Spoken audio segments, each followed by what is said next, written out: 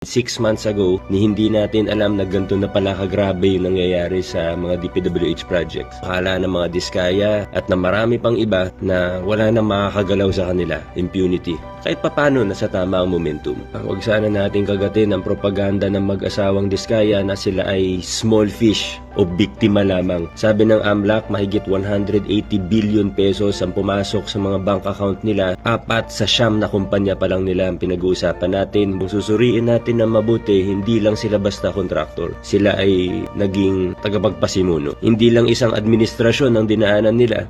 Lagi nilang pinupuntahan yung mga congressman, nagpapamiting ng mga chief of staff, tapos pinipresenta nila yung mga available na DPWH budget, lantarang nag-aalok ng advance, porsyento, SOP. Sabi ni Madam Sara, paano yung mga anak ko? Sana naisip niyo yan bago niyo dinamay ang mga anak ninyo sa mga kalokohan ninyo. Pangalan pa lang ng korporasyon, ginawa lang santo, pero St. Gerard, St. Timothy, St. Matthew, pati yung YPR. Si Matthew, binili ang St. Matthew Corporation, 18 years old noong 2022, sa halagang 245 million pesos. Sana all may 245 million noong 18 years old. Hindi bababa sa 17 billion ang naging infra projects na nito. Si Gerard William Francisco, 18 years old, 2021, nagparehistro ng one-person corporation, Waymaker General Contractor. 50 million pesos authorized capital stock, 12 million pesos paid up capital. 2023 alone, naka 3 billion pesos ito. Property bang usapan pa yan?